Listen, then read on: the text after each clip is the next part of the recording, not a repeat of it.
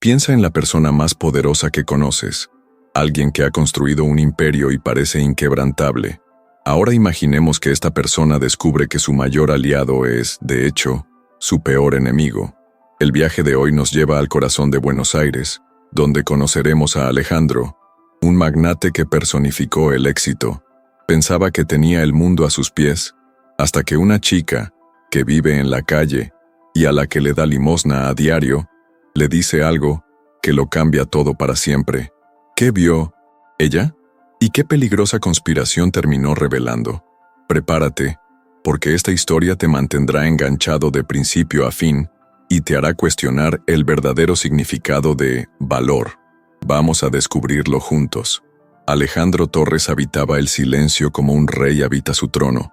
Cada mañana, el sol porteño parecía pedir permiso para entrar por las ventanas de su departamento de Recoleta, cortando la oscuridad con rayos de luz que iluminaban las partículas de polvo que danzaban en el aire. Para él, ese control sobre la luz, sobre el silencio, sobre el aroma del café colombiano recién hecho que sus empleados preparaban sin que él se lo pidiera, era la verdadera medida de su éxito. A los 52 años, había construido no solo un imperio financiero, sino una fortaleza impenetrable contra el caos del mundo exterior, una vida donde cada pieza estaba exactamente en su lugar. Su rutina era un ballet de precisión inmutable, el nudo de corbata, siempre un Windsor perfecto, el reloj, un Patek Philippe de platino. Fue elegido no por su valor sino por la fiabilidad de su movimiento suizo. Cada paso, desde la cama hasta el coche que lo esperaba, estaba calculado, un camino que había seguido durante años sin desviarse. Los sirvientes de la casa se movían como sombras discretas, anticipándose a sus necesidades con una eficiencia que le agradaba profundamente. No necesitaba palabras para dominar su universo doméstico.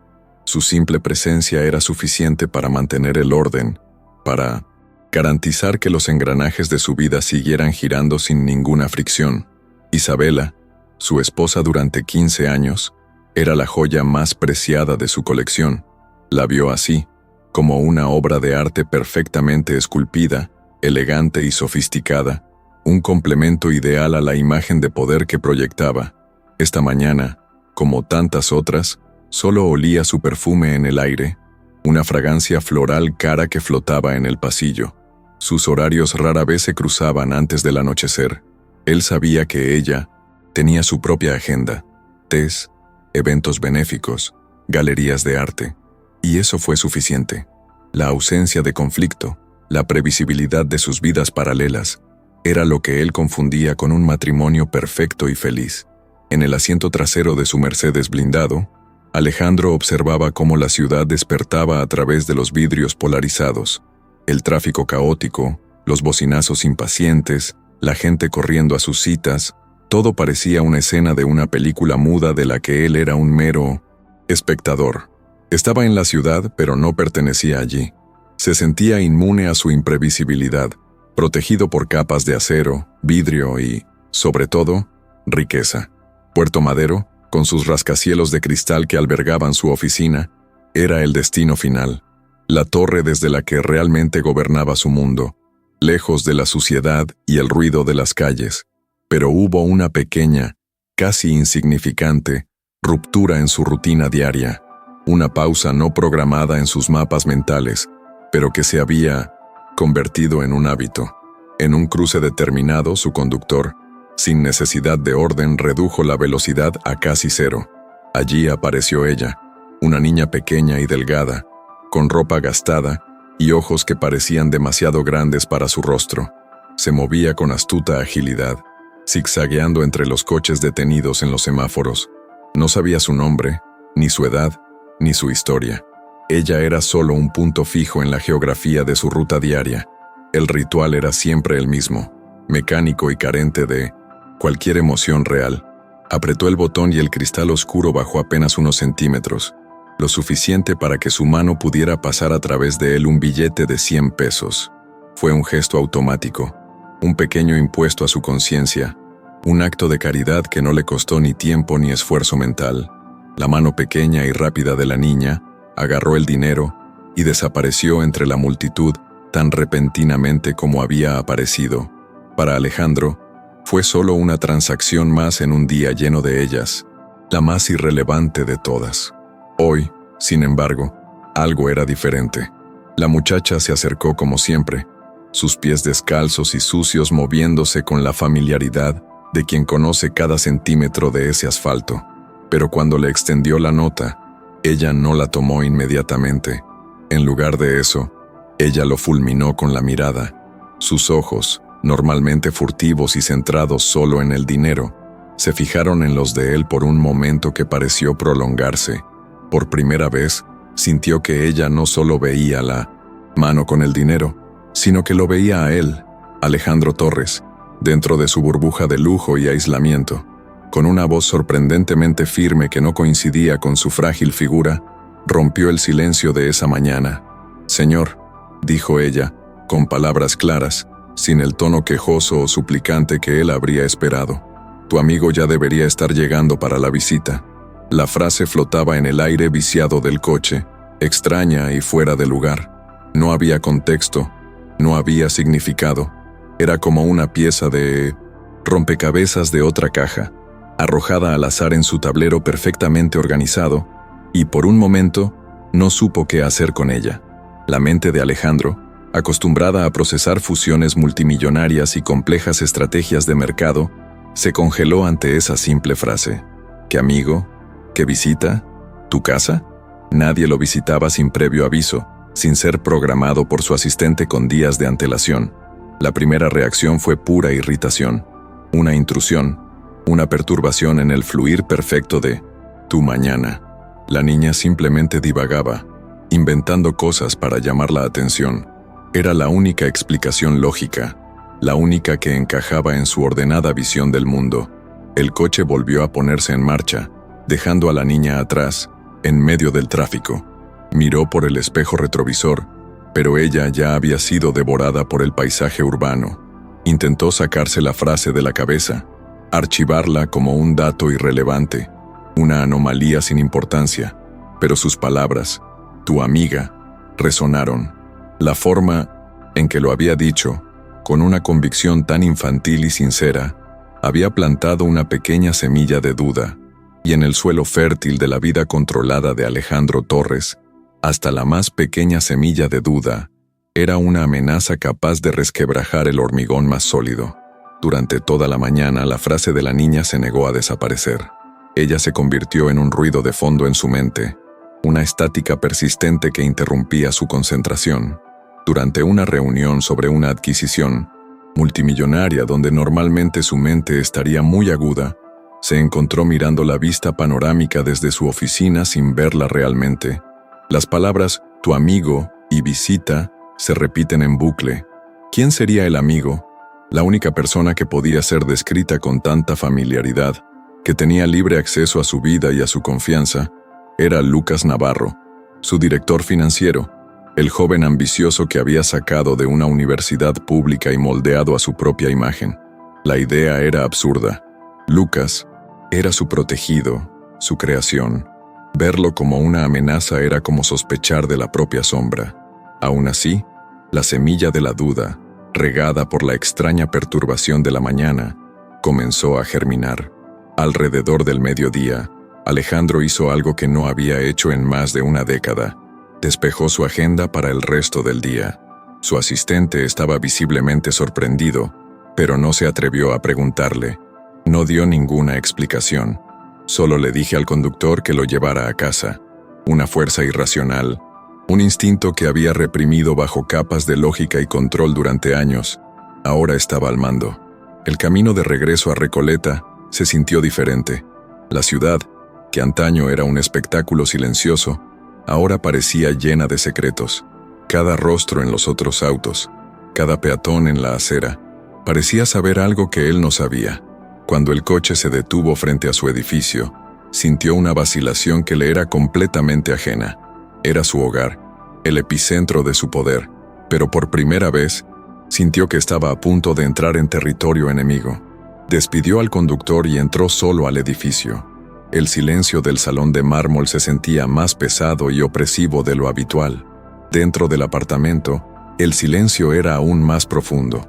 No era la paz ordenada de la mañana, sino un silencio tenso, como el aire antes de una tormenta. Caminó lentamente por la sala de estar. Sus costosos zapatos no hacían ruido sobre la alfombra persa. Sus ojos, ahora alerta y en busca de anomalías, registraron los detalles. Un vaso de whisky en la mesa de café. No era su copa de cristal ni tampoco el whisky de Malta de 18 años que estaba bebiendo. Era un vaso normal y corriente, lleno de una marca de whisky americano barato que nunca permitiría en su bar. Un pequeño detalle, pero gritaba una presencia extraña. Luego escuchó un sonido proveniente del pasillo que conducía a los dormitorios. No era nada fuerte, solo un murmullo de voces. Y entonces, un sonido que le heló la sangre en las venas. La risa de Isabela. No era la risa contenida y elegante que usaba en los eventos sociales. Fue una risa relajada, íntima y genuina. Una risa que no había oído dirigida a él en muchos años. Su corazón, normalmente un metrónomo tranquilo y constante, comenzó a latir salvajemente contra sus costillas. El instinto que lo había llevado a casa estaba demostrando ser terriblemente correcto. Avanzó por el pasillo como un depredador, cada paso deliberado y silencioso. El miedo y la ira se mezclaron dentro de él, creando una claridad fría y peligrosa. No sentía los celos apasionados que debe sentir un hombre traicionado. Más bien, sintió la furia de un soberano que descubre a un traidor en su corte. La puerta del dormitorio principal estaba entreabierta, y la suave luz de la tarde entraba a raudales, iluminando la escena. Se detuvo, respiró profundamente, y empujó suavemente la puerta hasta abrirla por completo. La escena que se desarrolló no fue violenta ni impactante en su acción, sino más bien terrible y casual en su intimidad. Allí estaba Isabela, vestida solo con una de sus costosas túnicas de seda, riendo mientras Lucas Navarro, su protegido, su amigo, se abotonaba la camisa. No estaban en la cama, pero la complicidad entre ellos llenaba todo el espacio. La forma en que ella le tocó el brazo, la sonrisa que él le devolvió, todo hablaba de una familiaridad que tomó mucho más tiempo que una tarde para construirse. Y entonces, la frase de la muchacha de la calle explotó en su mente con la fuerza de una revelación divina. El amigo, la visita, el niño lo sabía. De alguna manera, la pequeña niña anónima de la calle conocía el secreto mejor guardado de su fortaleza. La reacción de Alejandro no fue la de un hombre que ha perdido el control. Por el contrario, en medio del caos de su descubrimiento, su famoso autocontrol se convirtió en su arma más afilada. Él no gritó, no irrumpió en la habitación, no los confrontó. Sus ojos registraron cada detalle de la escena, cada mirada intercambiada, cada gesto. Procesó la información con la misma frialdad con la que analizaría un estado financiero fraudulento. Y entonces, tan silenciosamente como había llegado, dio un paso atrás, cerrando la puerta suavemente. El clic de la cerradura sonó como el comienzo de una oración. Volvió sobre sus pasos, abandonó el pasillo y regresó a la amplia y silenciosa sala de estar. El apartamento, que antaño había sido un símbolo de su éxito, ahora parecía un escenario, un elaborado decorado para una obra en la que él era el único que no conocía el guión. Cada objeto de lujo, cada obra de arte en la pared, parecía burlarse de él, testigo mudo de su ignorancia. Se sentó en su sillón de cuero, el mismo lugar donde leía el periódico cada mañana, y sintió que el suelo de su mundo desaparecía bajo sus pies. La fortaleza había caído, y se dio cuenta de que estaba fuera de sus propios muros. El shock inicial de la traición personal comenzó a dar paso a algo más frío y calculador. Una simple historia de amor no tenía sentido. Lucas era demasiado ambicioso para arriesgar su carrera por un romance con la esposa de su mentor. Isabela era demasiado pragmática para arriesgar su lujoso estilo de vida por la pasión. Tenía que haber algo más. La infidelidad no era el objetivo final, era una herramienta, parte de un plan más grande. La advertencia de la niña en la calle no era solo sobre un corazón roto, se trataba de algo mucho más peligroso. Alejandro comprendió en 1900 Ese momento que la guerra no era por su matrimonio, sino por su supervivencia. Sentado en su sillón, el mundo exterior parecía haber desaparecido. Alejandro no pasó ni un segundo más lamentando la pérdida de su matrimonio.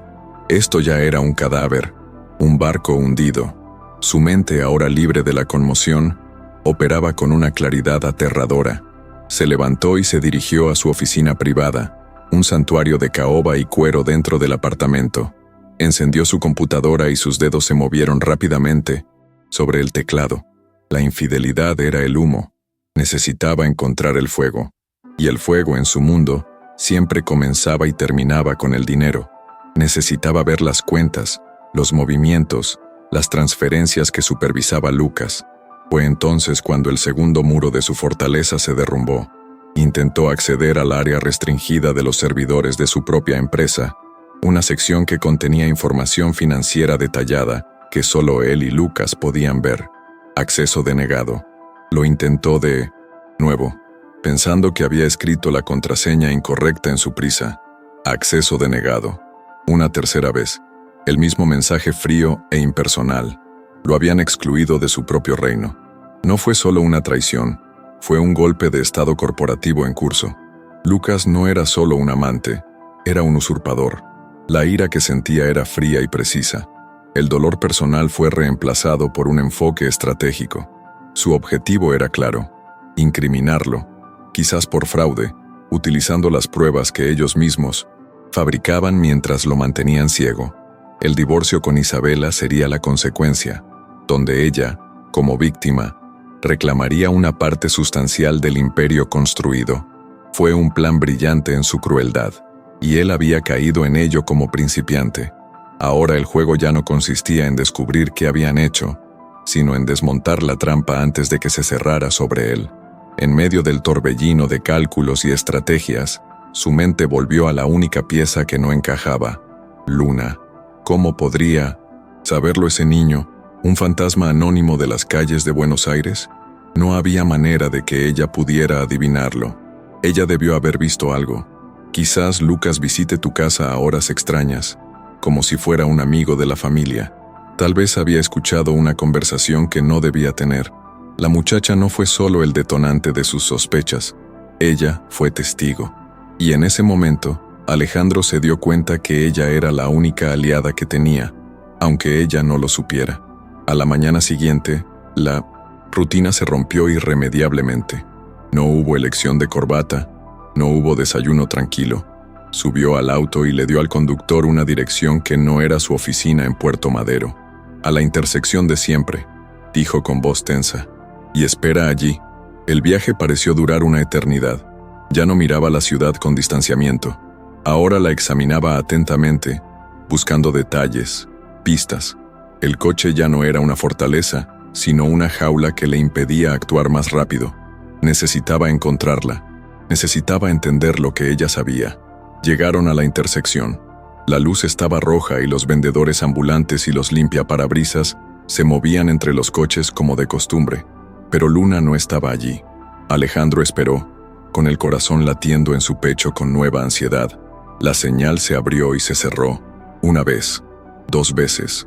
Otros niños se acercaron a su coche, golpeando la ventanilla, pero él los ignoró, sus ojos recorriendo la acera, buscando esa carita astuta. Su ausencia fue un grito, silencioso en el caos de la mañana, una señal de que algo andaba terriblemente mal. Sin pensarlo 2 veces, abrió la puerta y salió del coche. El conductor lo miró sorprendido, pero a Alejandro no le importó. El magnate de Recoleta, con su traje de lino italiano y sus zapatos brillantes, estaba ahora de pie sobre el asfalto sucio, mientras el ruido de la ciudad lo inundaba como una ola. Se acercó a un grupo de muchachos que estaban compartiendo un pan duro. «La niña», dijo, y su voz sonó extraña, en medio de la cacofonía. «La que siempre está aquí. ¿La has visto hoy?» Sacó de su bolsillo un billete de 100 pesos, el mismo que le había dado. Los ojos de los chicos se fijaron en el dinero. Uno de ellos, el mayor, dudó un momento, y luego le arrebató la nota de la mano a Alejandro. «Hoy no estoy aquí», dijo con la boca llena. Se la llevaron. Las palabras cayeron como piedras en el estómago de Alejandro. ¿Se la llevaron? ¿Quién se la llevó?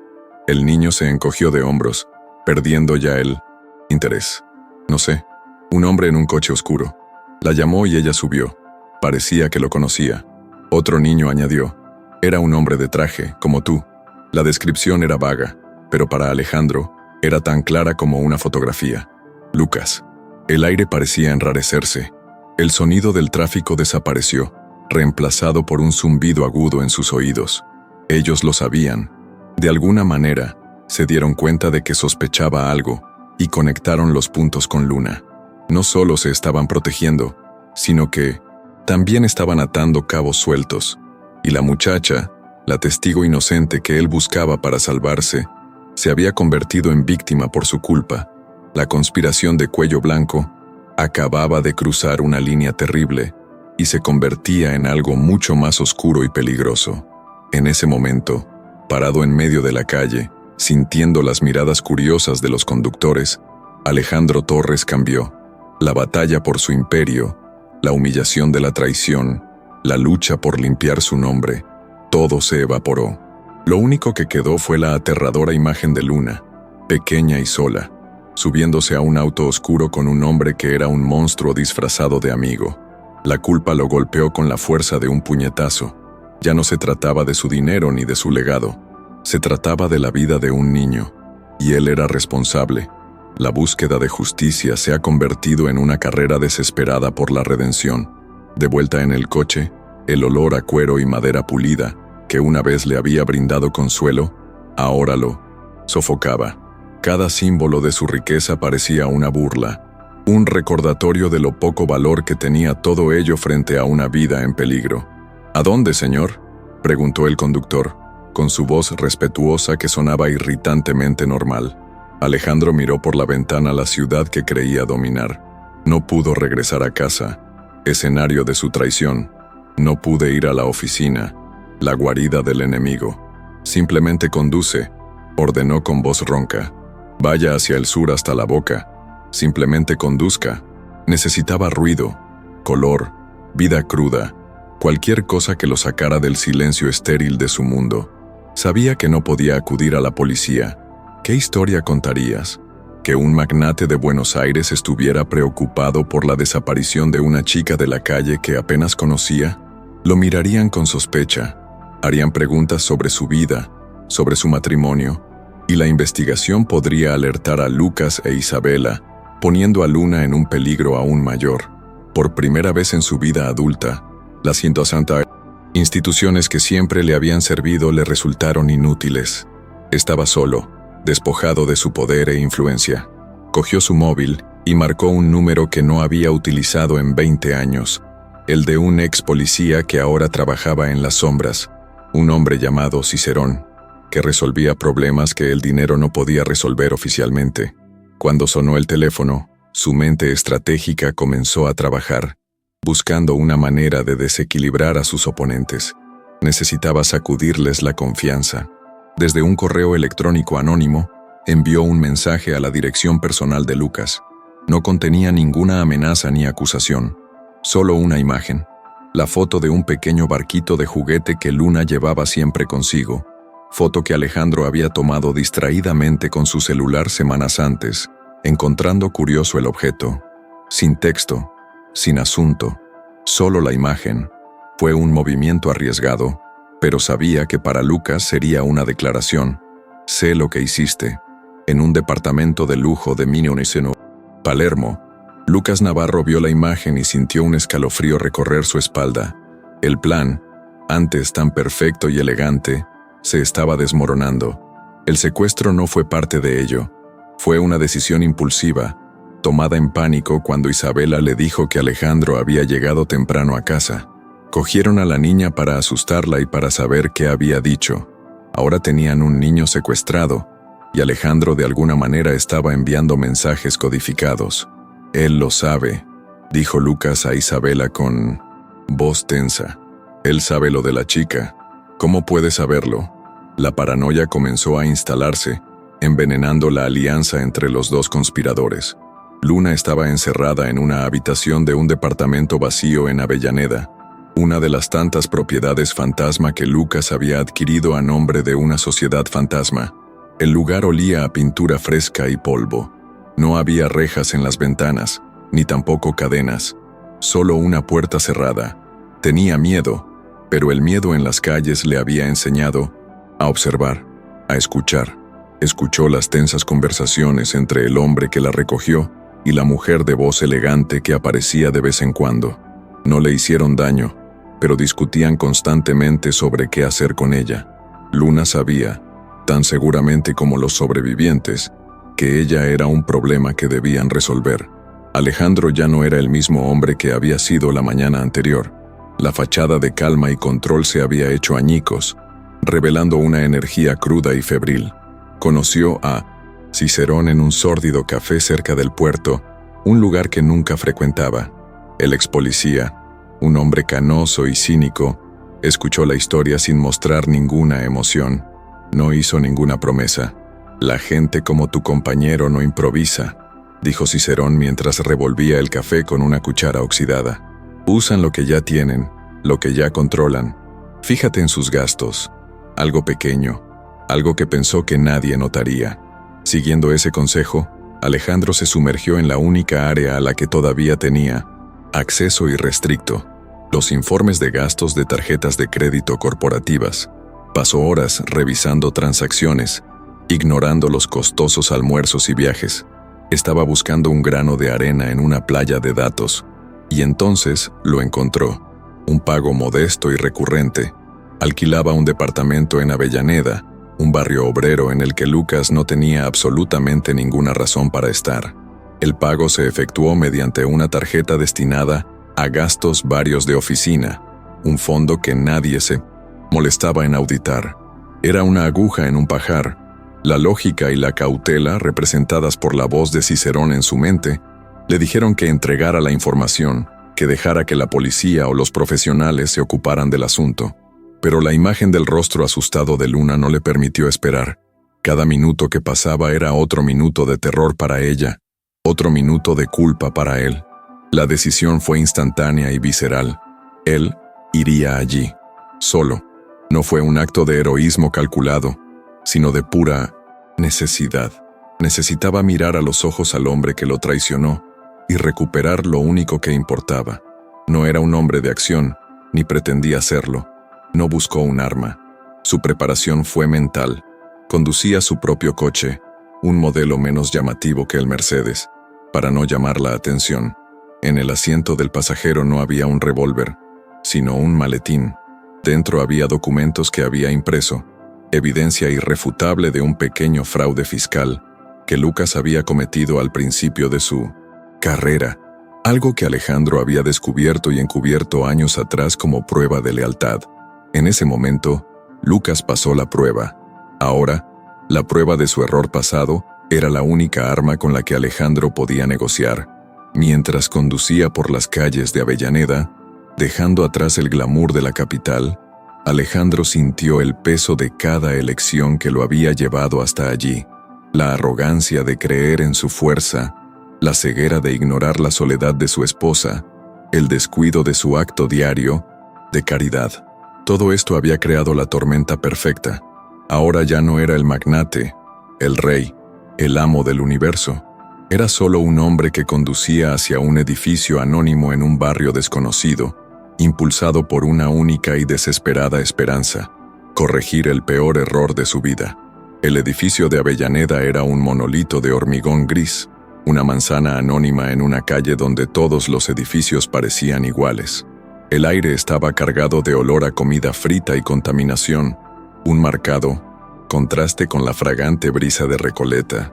Alejandro estacionó su auto a una cuadra de distancia y caminó, sintiéndose como un extraño en su propia ciudad. Cada ventana parecía un ojo que lo observaba. El lujo y el poder que lo definían aquí eran inútiles. De hecho, eran una desventaja. Lo marcaban como alguien que no pertenecía allí. Se sentía vulnerable de una manera de la que el dinero nunca podría protegerlo. Entró en el edificio y el zumbido de una luz fluorescente que parpadeaba en el techo del vestíbulo fue el único sonido que lo saludó. El ascensor estaba roto y la puerta estaba entreabierta y dejaba ver un hueco oscuro. Encontró la escalera, una estructura de hormigón poco iluminada que olía a polvo y humedad. Con cada piso que subía, el sonido de sus zapatos de cuero resonaba, pareciendo demasiado fuerte, anunciando su presencia. Su corazón latía a un ritmo irregular, una mezcla de miedo por su seguridad y una abrumadora urgencia por encontrar a Luna. Estaba completamente fuera de su elemento, un hombre de negocios en una misión de rescate para la que no estaba en absoluto preparado.